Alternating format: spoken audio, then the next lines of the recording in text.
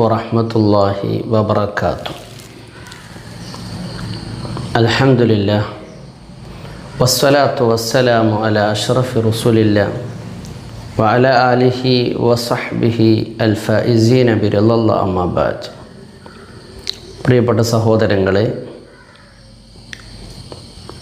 ഇന്നലെ സമസ്ത സ്ഥാപക ദിനമായിരുന്നു. മുഹറം 10 അതുകൊണ്ട് തന്നെ ആവശ്യകമായി ഒരു ചർച്ച ഉദ്ദേശിച്ചിരുന്നു എങ്കിലും ഇന്നലത്തെ ദിവസം അത് മാറ്റി ഇൻഷാ അല്ലാഹ് ഇന്ന് നമുക്ക് സമസ്തയെക്കുറിച്ച് അല്പം സംസാരിക്കാം. കേരളത്തിലെ ആധികാരിക പരമോന്നത പരമാധികാര പണ്ഡിത സഭയാണ് സമസ്ത കേരള ജമിയത്തുൽ ഉലമ. 1926 ജൂൺ 26 എന്ന് പറഞ്ഞാൽ 26/6/1926 രൂപീകൃതമായ പ്രസ്ഥാനമാണ് സമസ്ത കേരള ജമിയത്തുൽ ഉലമ. ഇന്ന് അത് 100 വർഷം പിന്നിട്ടിരിക്കുകയാണ്. അതിൻ്റെ 100-ാം വാർഷികം കാസർഗോഡ് കുനിയയിൽ വെച്ചുകൊണ്ട് വളരെ സമുചിതമായി ആചരിക്കുകയുണ്ടായി. ചരിത്രം കുറിച്ച ഒരു സമ്മേളനം തന്നെയായിരുന്നു അത്. നമുക്കറിയാം, 921 കാലഘട്ടം, അന്ന് മലബാർ ലഹളയെ ഭയന്നുകൊണ്ട് ഏതാനും ചില ആളുകൾ തെക്കൻ കേരളത്തിലേക്ക് ഒളിച്ചോടിപ്പോയി. അവർ സാധാരണക്കാരായിരുന്നില്ല, പണ്ഡിതന്മാരായിരുന്നു. കേരളത്തിൽ അതിൻ്റെയൊക്കെ മുമ്പുള്ള ഒരു സാഹചര്യം നാം കൃത്യമായി പരിശോധിച്ചാൽ, അഥവാ മലബാർ ലഹളക്ക് മുമ്പുള്ള സാഹചര്യം എന്ന് പറഞ്ഞാൽ പ്രവാചകൻ്റെ കാലഘട്ടത്തിൽ തന്നെ പരിശുദ്ധ ദീനുൽ ഇസ്ലാം കൊച്ചു കൈരളിയിലേക്ക് വന്നു എന്നതിന് ഒരുപാട് രേഖകളുണ്ട്. കണ്ണൂർ ജില്ലയിലെ മാടായിപ്പള്ളിയുടെ ശിലാഫലകത്തിൽ സനത്ത 50 ഹിജറ 5-ാം വർഷമെന്ന് രേഖപ്പെടുത്തിയതായിട്ട് കാണാൻ സാധിക്കും. അതേ കണ്ണൂർ ജില്ലയിലെ നിലാമുറ്റത്ത് പഴക്കം വളരെ പുരാതനമായ മക്ബറ ഖബറുകൾ കാണാം. അതിൻ്റെ അവിടുത്തെ ഫലകത്തിൽ, ശിലാഫലകത്തിൽ ഹർക്കത്തും കസ്റത്തുമൊന്നുമില്ലാത്ത, അറബി അക്ഷരങ്ങൾക്ക് ഹർക്കത്തില്ലാത്ത ചില പേരുകൾ കാണാം. അപ്പോൾ ഇതൊക്കെ നമുക്ക് തെളിയിച്ച് തരുന്നത് വളരെ വർഷങ്ങൾക്ക് മുമ്പ് റസൂലുള്ളാഹിൻ്റെ കാലത്ത്, അവിടുത്തെ സ്വഹാബത്തിൻ്റെ കാലത്ത് പരിശുദ്ധ ദീന് ഈ കൊച്ചു കൈരളിയിൽ എത്തിയെന്നുള്ളതാണ്. ഇന്ത്യയിലെ ആദ്യത്തെ പള്ളി Kodungallur, the first mosque in India, ഇന്ത്യയിലെ ആദ്യത്തെ പള്ളി. ശേഷം ആ പള്ളി നിർമ്മിച്ച മഹാനായ മാലിക് ബിൻ ഹബീബ് റളിയല്ലാഹു അൻഹു വലിയൊരു സംഘമാണത്. പരിശുദ്ധ ദീനിൻ്റെ ദീപശിഖയുമായി കൊച്ചു കൈരളിയിലേക്ക് വന്ന മഹാരഥന്മാരായ സ്വഹാബത്ത്. 14ഓളം പള്ളികൾ അവരുണ്ടാക്കി. അക്കൂട്ടത്തിൽ കൊടുങ്ങല്ലൂർ, നമ്മുടെ കോഴിക്കോട് ജില്ലയിലേക്ക് വന്നാൽ ചാലിയം, കൊല്ലം പന്തലായനി, കണ്ണൂർ മാടായിപ്പള്ളി, കാസർഗോഡ് മാലിക് ബിൻ ദീനാർ പള്ളി, ഇങ്ങനെ ഒരുപാട്, ചാലിയത്തെ പള്ളി, 10-14ഓളം പള്ളികൾ ആ മഹാന്മാർ ഇവിടെ സ്ഥാപിച്ചിട്ടുണ്ട്. അങ്ങനെ നമ്മൾ കൃത്യമായിട്ട് പരിശോധിച്ച് നോക്കുമ്പോൾ ആ മഹാന്മാർ കൊണ്ടുവന്ന പരിശുദ്ധ ദീനുൽ ഇസ്ലാം, അത് റസൂലുള്ളാഹി സ്വല്ലല്ലാഹു അലൈഹി വസല്ലമയിൽ നിന്ന് പരമ്പരാഗതമായി വന്ന വിശ്വാസ ആദർശങ്ങളാണ് അവർ ഇവിടെ നടപ്പിലാക്കിയത്. എന്ന് പറഞ്ഞാൽ നാളിതുവരെ, അഥവാ 921 വരെ അപശബ്ദങ്ങളുണ്ടായിരുന്നില്ല. കൃത്യമായ ഋജുവായ ചൊവ്വായ പാതയാണ് അവർ വരച്ചു കാണിച്ചത്. പിന്നെ ഭിന്നതയുടെ, ഛിദ്രതയുടെ, അനൈക്യത്തിൻ്റെ, ശൈഥില്യത്തിൻ്റെ വിത്തുപാകിയത് 921 ശേഷമാണ്. ഇസ്ലാമിക സമൂഹത്തിൽ എക്കാലത്തും അവാന്തര സമൂഹമുണ്ടായിട്ടുണ്ട്.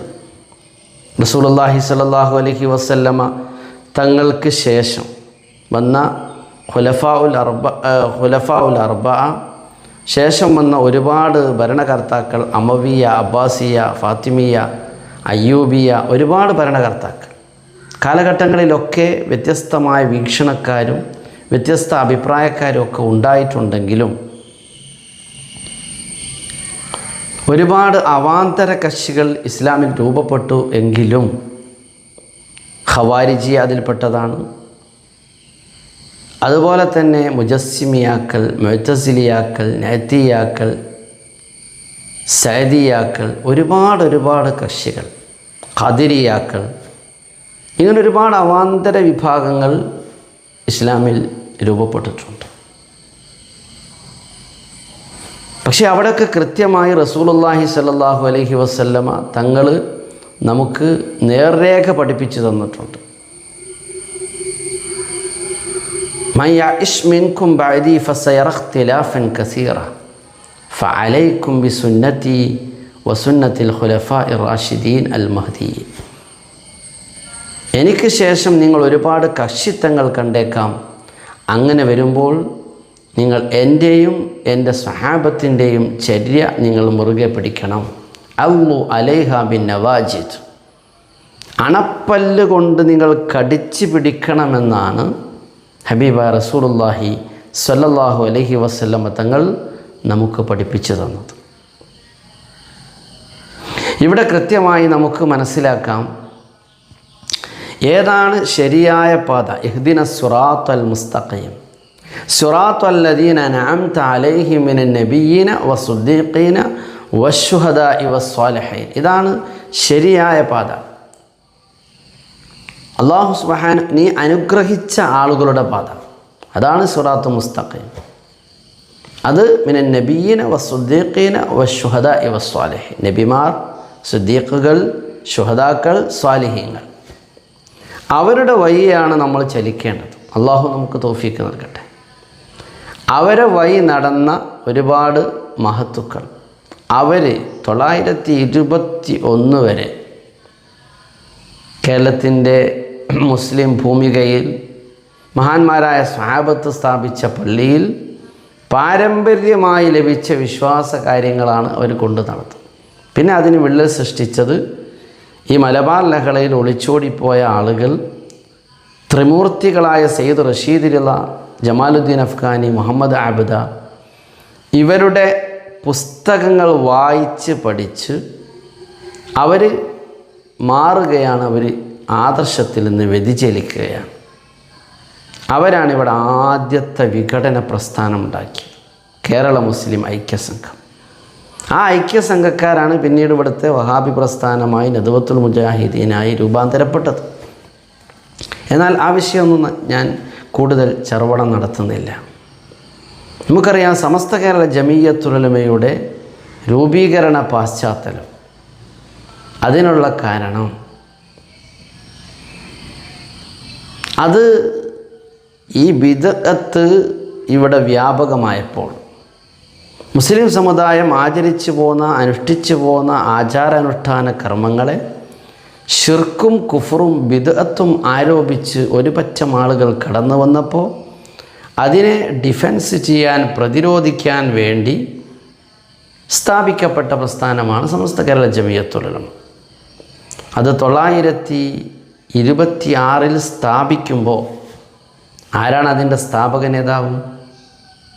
സയ്യിദ് അബ്ദുറഹിമാൻ ബാ അലവി മുല്ലക്കോയ തങ്ങൾ, അഥവാ വരക്കൽ മുല്ലക്കോയ തങ്ങളാണ് സമസ്ത കേരള ജമീയത്തുൽ ഉലമ സ്ഥാപിക്കുന്നത്. അന്ന് കോഴിക്കോട് ടൗൺ ഹാളിൽ വെച്ചുകൊണ്ടാണ് ആദ്യത്തെ ആ ഒരുമിച്ച് കൂടലും. പണ്ഡിത സമൂഹം ഒരുമിച്ചുകൂടി. അന്ന് 40ഓളം പണ്ഡിതന്മാർ. ആരൊക്കെയാണ് അതിൽ പങ്കെടുത്തത്?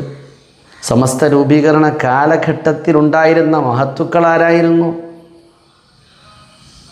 അവരൊരുമിച്ച് കൂടി തീരുമാനിച്ച് ഉസ്സിസ അല തഖ്വ, തഖ്വയിൽ അസ്ഥിവാരമിട്ട പ്രസ്ഥാനമാണ് സമസ്ത കേരള ജമീയത്തുൽ ഉലമ.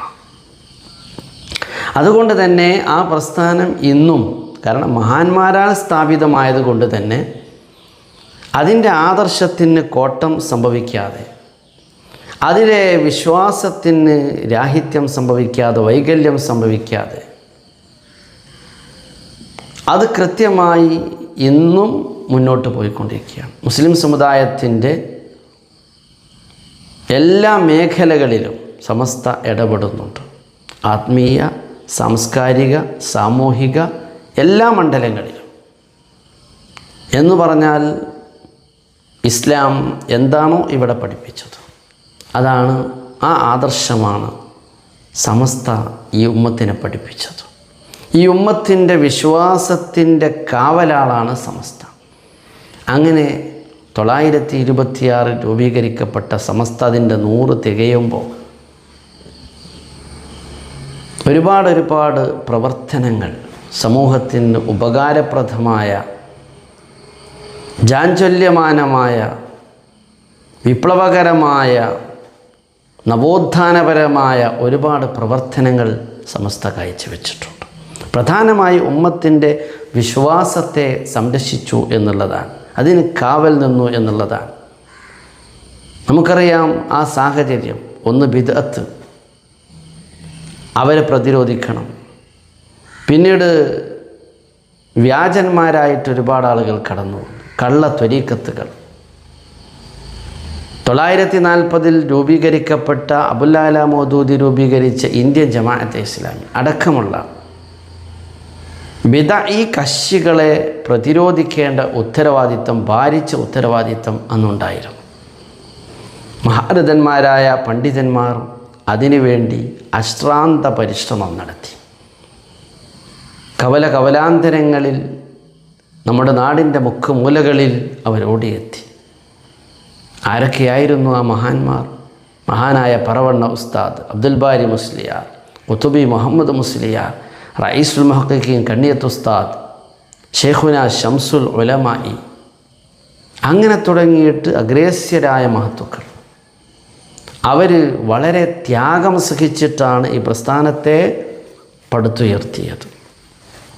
മഹാനായ വരക്കൽ തങ്ങൾ ഈ പതാക ഈ ഉമ്മത്തിന് സമർപ്പിക്കുമ്പോൾ, കൈമാറുമ്പോൾ പ്രത്യേക ഒരു പ്രാർത്ഥന നടത്തിയത്. പടച്ച റബ്ബേ, ഈ പതാക, ഈ പ്രസ്ഥാനം അവസാനം ഇമാം മഹ്ദി റളിയല്ലാഹു അൻഹുവിൽ എത്തിച്ചേരണമേ, അവരുടെ കയ്യിലേക്ക് ഈ പതാക കൈമാറണമേ എന്ന് ദുആ ചെയ്തിരുന്നു. ഇന്നതുകൊണ്ട് തന്നെ ആ തഖ്വയിൽ അസ്ഥിവാരമിട്ട പ്രസ്ഥാനമായതുകൊണ്ട് തന്നെ എവിടെയും ഒരു പോറലുമില്ലാതെ മുന്നോട്ട് പോയിക്കൊണ്ടിരിക്കുകയാണ്. പക്ഷേ അതിൻ്റെ ഇടയിൽ ചില വിള്ളലുകൾ ഉണ്ടായിട്ടുണ്ട്, ചില പിളർപ്പ് ഉണ്ടായിട്ടുണ്ട്. ആദ്യകാലങ്ങളിൽ വണ്ടൂർ സദക്കത്തുള്ള ഉസ്താദിൻ്റെ നേതൃത്വത്തിൽ ഒരു പ്രസ്ഥാനം, സംസ്ഥാനം, അത് സമസ്തയിൽ നിന്ന് പോയതാണ്.